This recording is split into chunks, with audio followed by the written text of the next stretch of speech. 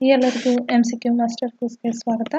ಇಂದಿನ ಮೊದಲನೇ ಪ್ರಶ್ನೆ, 2026ರ ಏಪ್ರಿಲ್ನಲ್ಲಿ ವರದಕ್ಷಿಣೆ ನಿಷೇಧ ಕಾಯ್ದೆಗೆ ಸಂಬಂಧಿಸಿದಂತೆ ಸುಪ್ರೀಂ ಕೋರ್ಟ್ನ ತೀರ್ಪು ನೀಡಿದ ನ್ಯಾಯಮೂರ್ತಿಗಳು ಯಾರು?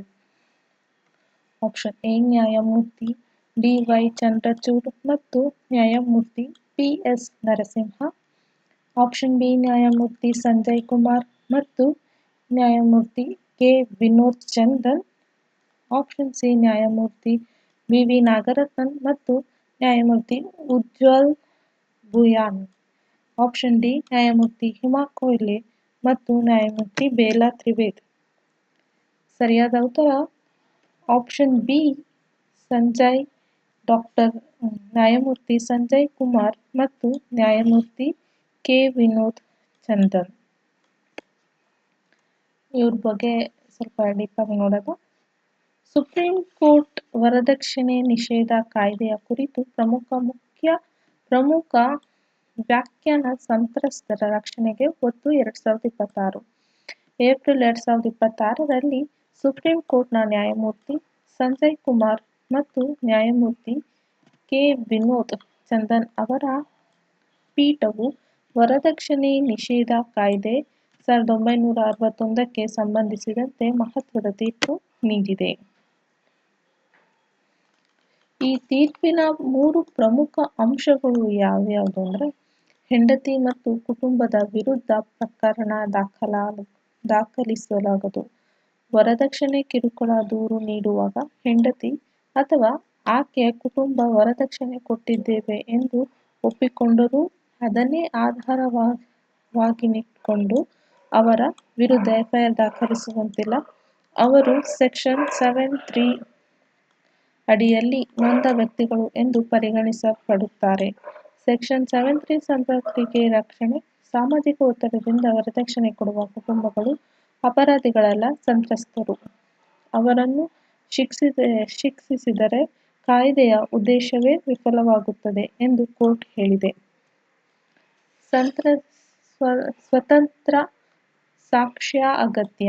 ದೂರುದಾರರ ಹೇಳಿಕೆ ಮಾತ್ರ ಸಾಕಾಗುವುದಿಲ್ಲ. ವರದಕ್ಷಿಣೆ ಕೊಟ್ಟವರ ವಿರುದ್ಧ ಕ್ರಮ ಕೈಗೊಳ್ಳಲು ಸ್ವತಂತ್ರ ವಿಶ್ವಾಸಾರ್ಹ ಸಾಕ್ಷ್ಯ ಬೇಕು. ಈ ತೀರ್ಪು ಯಾಕೆ ಕೊಟ್ಟಿದ್ದು? ಏಕೆ ಮುಖ್ಯ? ಇಂಪಾರ್ಟೆನ್ಸ್ ಏನು?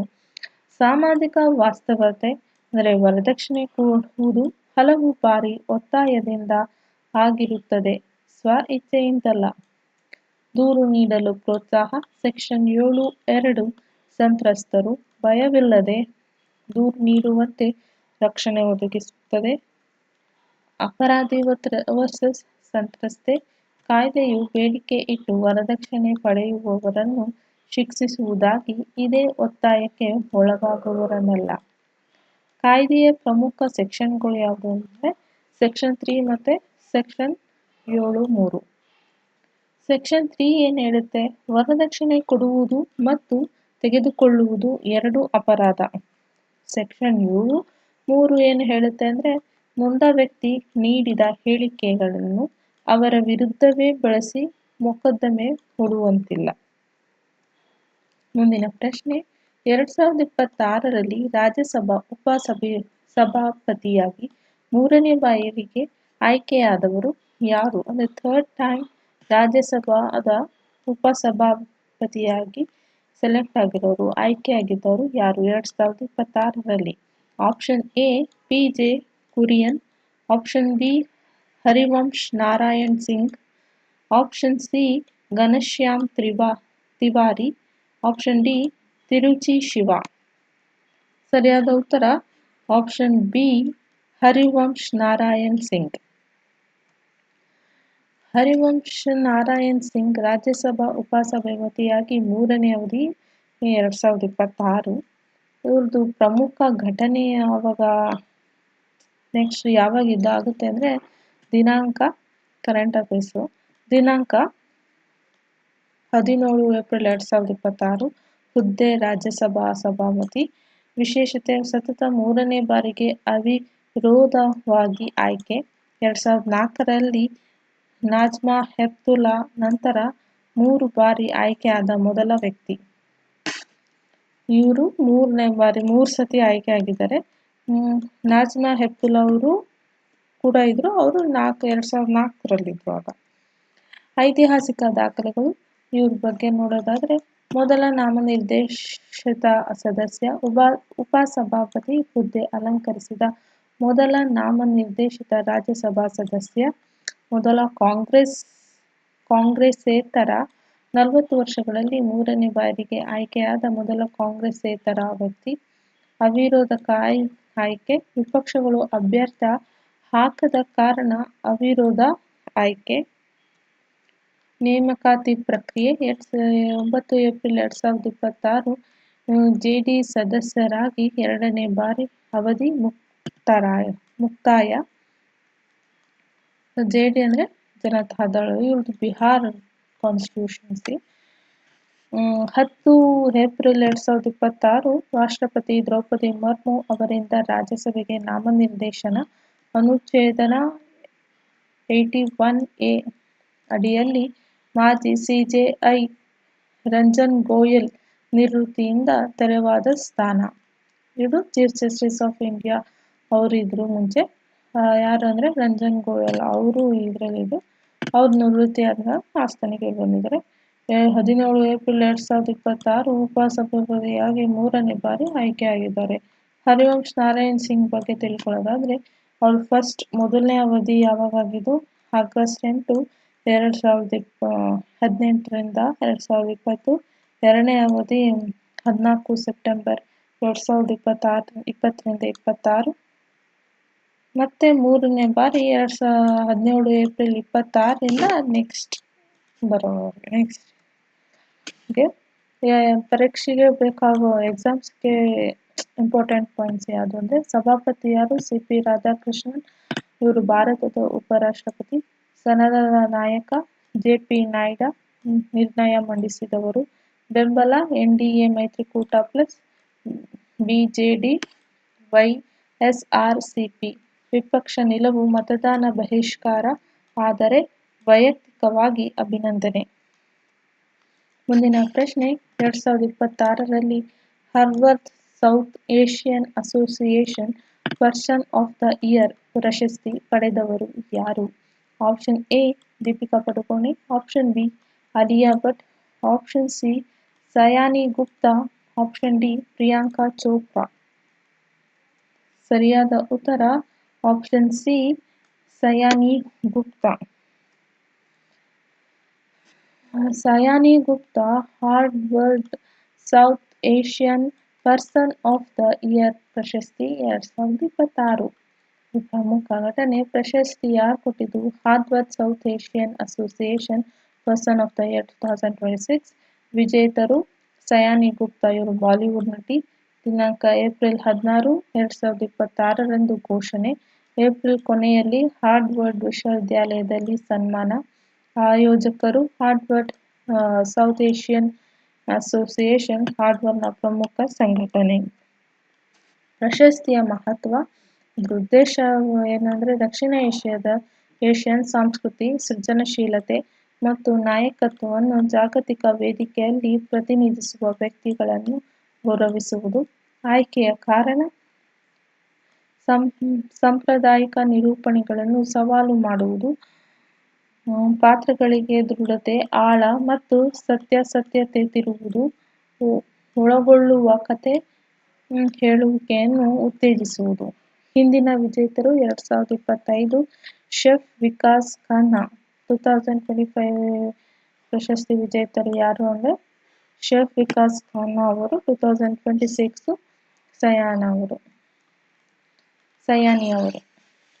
ಈ ಸಯಾನಿ ಗುಪ್ತಾ ಬಗ್ಗೆ ಫ್ಯಾಕ್ಟ್ಸ್ ಹೇಳುವುದಾದ್ರೆ, ಇವರು ಜನನ 9 ಅಕ್ಟೋಬರ್ 1985, ಕೋಲ್ಕತ್ತಾ, ಪಶ್ಚಿಮ ಬಂಗಾಳದವರು. ಶಿಕ್ಷಣ Lady Shriram College, Delhi, FTII Pune ಮಾಡಿದ್ದಾರೆ. ವೃತ್ತಿ ನಟಿ, ಬರಹಗಾರ್ತಿ ಮತ್ತು ನಿರ್ದೇಶಕಿ. ಇವರು ಪ್ರಮುಖ ಕೃತಿಗಳ ಬರೆದಿದ್ದಾರೆ. ಯಾವುದು ಅಂದರೆ 4 More Shots Please, Damini Vijay Rayan ಪಾತ್ರ, article 15, Delhi crime, inside edge, Axone. 2026 ಹೊಸ ಹೆಜ್ಜೆ ಕಿರುಚಿತ್ರ, ಆಸಾಮ್ ಆಸ್ಮಾನಿ ಮೂಲಕ ಬರಹಗಾರ್ತಿ, ನಿರ್ದೇಶಕಿಯಾಗಿ ಪಾದಾರ್ಪಣೆ. ವರ್ಲ್ಡ್ ಫೆಸ್ಟ್ ಹೌಸ್ಟೌನ್ನಲ್ಲಿ 25 ಏಪ್ರಿಲ್ 2026ರಂದು ವಿಶ್ವ ಪ್ರೀಮಿಯರ್. ಪರೀಕ್ಷೆಗೆ ಬೇಕಾಗಿರೋ ಪಾಯಿಂಟ್ಸ್ ಯಾವುದಂದ್ರೆ, ಮೊದಲ ಬಾರಿಗೆ ಹಾರ್ವರ್ಡ್ SAA ಇಂದ ಈ ಪ್ರಶಸ್ತಿ ಪಡೆದ ನಟಿ ಸಯಾನಿ ಗುಪ್ತಾ. ಕ್ಷೇತ್ರ ಚಲನಚಿತ್ರ, ಕಥೆ ಹೇಳುವಿಕೆ ಮತ್ತು ದಕ್ಷಿಣ ಏಷ್ಯನ್ ಪ್ರಾತಿನಿಧ್ಯ. ಸಾಮಾಜಿಕ ವಿಷಯಗಳು, ಲಿಂಗ ಗುರುತು, ಸಾಮಾಜಿಕ ಸಮಸ್ಯೆಗಳನ್ನು ತಮ್ಮ ಪಾತ್ರಗಳ ಮೂಲಕ ಬಿಂಬಿಸುವುದು. ಇತರ ಪ್ರಶಸ್ತಿಗಳು 2026ರಲ್ಲಿ ELLE game changer award, Yellowstone international film festival ಪ್ರಶಸ್ತಿ. ಮುಂದಿನ ಪ್ರಶ್ನೆ, 2026 ಮೇ ತಿಂಗಳಲ್ಲಿ ನಡೆಯಲಿರುವ ಮೊದಲ CAPF ಅಂದರೆ ಸೆಂಟ್ರಲ್ ಆರ್ಮ್ಡ್ ಪೊಲೀಸ್ ಫೋರ್ಸ್ ಉನ್ನತ ಮಟ್ಟದ ಸಮ್ಮೇಳನದ ಅಧ್ಯಕ್ಷತೆ ವಹಿಸಿದವರು ಯಾರು? Option A Amit Shah, option B Ajit Doval, option C Narendra Modi, option D Rajnath Singh. ಸರಿಯಾದ ಉತ್ತರ ಆಪ್ಷನ್ ಸಿ ನರೇಂದ್ರ ಮೋದಿ ಅವರು. ಈ ಸಮ್ಮೇಳನ ಕೇಂದ್ರೀಯ ಸಶಸ್ತ್ರ ಪೊಲೀಸ್ ಪಡೆಗಳ ಮೊದಲ ಉನ್ನತ ಮಟ್ಟದ ನಾಯಕತ್ವ ಸಮ್ಮೇಳನ. ದಿನಾಂಕ ಮೇನಲ್ಲಿ ನಡೀತದೆ. ಯಾವ ಡೇಟು ಅಂತ ಇನ್ನೂ ಸರಿಯಾಗಿ ಪ್ರಕಟ ಆಗಿಲ್ಲ, ಗೊತ್ತಾಗಿಲ್ಲ. ಮೇ ತಿಂಗಳು ನಡೀತದೆ. ಸ್ಥಳ ನವದೆಹಲಿ. ಅಧ್ಯಕ್ಷತೆ ಪ್ರಧಾನಮಂತ್ರಿ ನರೇಂದ್ರ ಮೋದಿ. ಮೊದಲ ಬಾರಿಗೆ PM ಈ ಸಮ್ಮೇಳನದ ಅಧ್ಯಕ್ಷತೆ ವಹಿಸುವುದು. ಸಂಯೋಜನೆ ಗುಪ್ತಚರ ದಳ ಇಂಟೆಲಿಜೆನ್ಸ್ ಬ್ಯೂರೋ. ಇದು ಏಕೆ ಮುಖ್ಯ? ಮೊದಲ ಬಾರಿ CAPFಗಳಿಗಾಗಿ ಪ್ರತ್ಯೇಕವಾಗಿ ನಡೆಯುತ್ತಿರುವ ಮೊದಲ ಉನ್ನತ ಮಟ್ಟದ ಸಮ್ಮೇಳನ. ಉದ್ದೇಶ ಆಂತರಿಕ ಭದ್ರತೆ, ಸವಾಲುಗಳು, ಸಮನ್ವಯ, ಜಂಟಿ ಕಾರ್ಯಾಚರಣೆ ಯೋಜನೆ ಚರ್ಚೆ. ಭಾಗವಹಿಸುವವರು ಕೇಂದ್ರ ಗೃಹ ಸಚಿವ ಅಮಿತ್ ಶಾ, NSA ಅಜಿತ್ ದೋವಲ್, 5 CAPFಗಳ DGIGಗಳು, ಗುಪ್ತಚರ ಸಂಸ್ಥೆಗಳ ಮುಖ್ಯಸ್ಥರು. ಹಿನ್ನೆಲೆ, central armed police force act 2026 ಜಾರಿಗೆ ಆದ ನಂತರ ನಡೆಯುತ್ತದೆ. CAPF ಎಂದರೇನು?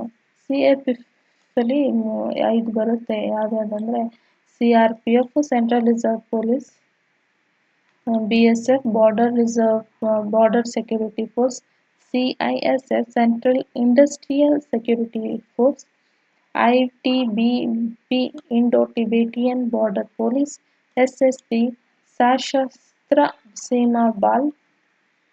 ಕರ್ತವ್ಯಗಳು ಗಡಿ ಕಾವಲು, ಪ್ರಮುಖ ಸ್ಥಾವರ ರಕ್ಷಣೆ, ಕಾನೂನು ಸುವ್ಯವಸ್ಥೆ, VIP ಭದ್ರತೆ, ಬಂಡಾಯ ಅಥವಾ ಭಯೋತ್ಪಾದನೆ ನಿಗ್ರಹ. ಸಮ್ಮೇಳನದ ಕಾರ್ಯಸೂಚಿ: ಬದಲಾಗುತ್ತಿರುವ ಬೆದರಿಕೆಗಳು, ಬಂಡಾಯ, ಎಡಪಂಥೀಯ ಉಗ್ರವಾದ, ಸೈಬರ್ ಶಕ್ತ ಬೆದರಿಕೆಗಳು, ಹೈಬ್ರಿಡ್ ಯುದ್ಧ. ಸಮನ್ವಯ: CAPF ರಾಜ್ಯ ಪೊಲೀಸ್ ಗುಪ್ತಚರ ಸಂಸ್ಥೆಗಳ ನಡುವೆ ಗುಪ್ತಚರ ಹಂಚಿಕೆ ಮತ್ತು ಜಂಟಿ ಕಾರ್ಯಾಚರಣೆ. ನೀತಿ ವಿಷಯ: CAPF 2026 IPS ಡೆಪ್ಯೂಟೇಷನ್ ವಿವಾದ, ಸೇವಾ ನಿಯಮಗಳು, ಏಕರೂಪತೆ, ಆಧುನೀಕರಣ, AI ಡ್ರೋನ್ ತಂತ್ರಜ್ಞಾನದ ಆಧಾರಿತ ಭದ್ರತೆ. ಸಂಬಂಧಿತ ಕಾಯ್ದೆಗಳು ಯಾವ್ಯಾವು ಆಕ್ಟ್ ಯಾವ್ದಾದ್ರು ಅಂದ್ರೆ CAPF ಆಕ್ಟ್ 2026. ಇದ್ರ ಉದ್ದೇಶ ಎಲ್ಲ CAPFಗಳಿಗೆ ಒಂದೇ ಸೇವಾ ನಿಯಮ, ನೇಮಕಾತಿ, ಬಡ್ತಿ, ಪಿಂಚಣಿ ವ್ಯವಸ್ಥೆ. ವಿವಾದ: IPS ಅಧಿಕಾರಿಗಳ ಡೆಪ್ಯುಟೇಷನ್ ಮುಂದುವರಿಸುವ ಅವಕಾಶ. CAPF ಕೇಡರ್ ಅಧಿಕಾರಿಗಳಿಂದ ವಿರೋಧ, ಸರ್ಕಾರದ ವಾದ. ಸ್ಟೀಲ್ ಫ್ರೇಮ್: IPS ನಾಯಕತ್ವದಿಂದ ಉತ್ತಮ ಸಮನ್ವಯ. ಎಲ್ಲರಿಗೂ ಥ್ಯಾಂಕ್ ಯು, ಧನ್ಯವಾದ ಅಂತ. ಮುಂದಿನ ವಿಡಿಯೋದಲ್ಲಿ ಭೇಟಿಯಾಗೋಣ. ಅಲ್ಲಿವರೆಗೂ ಲೈಕ್, ಸಬ್ಸ್ಕ್ರೈಬ್ ಮತ್ತು ಶೇರ್ ಕೊಡಿ ಅಂತ ಹೇಳ್ತೀನಿ. ಡಿಸ್ಲೈಕ್ ಆಗಿಲ್ಲ ಅಂದರೆ ಡಿಸ್ಲೈಕ್ ಅಂತ ಕೊಡಿ. ಎಲ್ಲರಿಗೂ ಥ್ಯಾಂಕ್ ಯು, ಧನ್ಯವಾದ.